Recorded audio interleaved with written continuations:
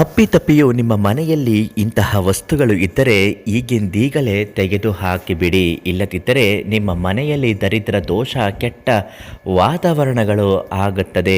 ಮನೆಯಲ್ಲಿ ಸುಖ ಸುಮ್ಮನೆ ಜಗಳಗಳಾಗುತ್ತೆ, ವಿನಾಕಾರಣ ಅನಾರೋಗ್ಯವಾಗುತ್ತದೆ, ಸಾಲ ಮಾಡುವ ಪರಿಸ್ಥಿತಿಗಳು ಬರುತ್ತೆ, ಚೆನ್ನಾಗಿ ನಡೆಯುತ್ತಿದ್ದ ವ್ಯಾಪಾರ ವ್ಯವಹಾರ ಎಲ್ಲವೂ ಮುರಿದು ಬೀಳುತ್ತದೆ.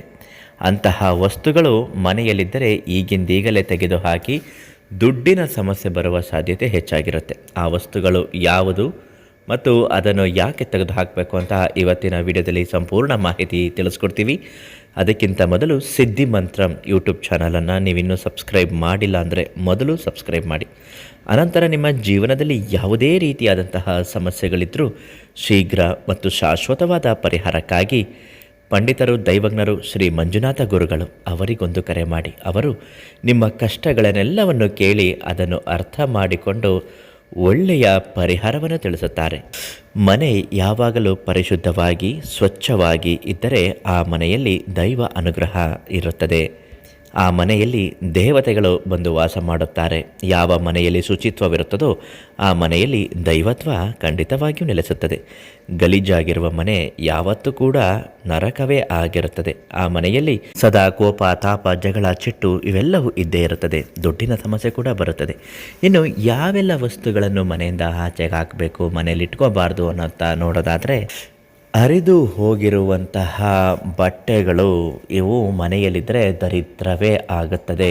ಒಂದು ವೇಳೆ ಮನೇಲಿ ಇಟ್ಕೋಬೇಕು ಅಂದರೂ ಕೂಡ ಅದನ್ನು ಚೆನ್ನಾಗಿ ಒಲೆದು ಅದನ್ನು ನಿಮ್ಮ ಮನೆಯಲ್ಲಿ ಇಟ್ಕೊಳ್ಬೇಕು. ಹರಿದೋಗಿರೋ ಬಟ್ಟೆನ ಯಾವುದೇ ಕಾರಣಕ್ಕೂ ಮನೇಲಿ ಇಡಬೇಡಿ.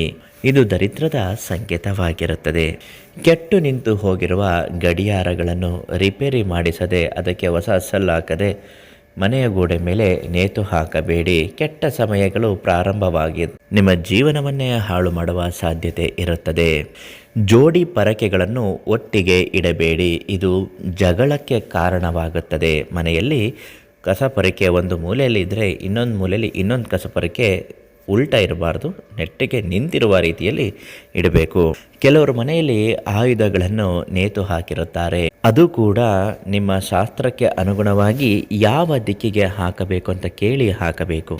ಒಡೆದು ಹೋಗಿರುವ ಕನ್ನಡಿಯನ್ನು ಮನೆಯಲ್ಲಿ ಯಾವುದೇ ಕಾರಣಕ್ಕೂ ಉಪಯೋಗಿಸಬಾರದು. ಇದನ್ನು ಶಾಸ್ತ್ರಗಳು ಒಪ್ಪುವುದಿಲ್ಲ. ಕನ್ನಡಿ ಒಡೆದು ಹೋಗಿದ್ರೆ ಎರಡು ಭಾಗವಾಗಿರುತ್ತೆ, ಎರಡರಲ್ಲೂ ಕೂಡ ಮುಖ ನೋಡ್ಕೊಳ್ಳುವ ಪರಿಸ್ಥಿತಿ ಇರುತ್ತೆ.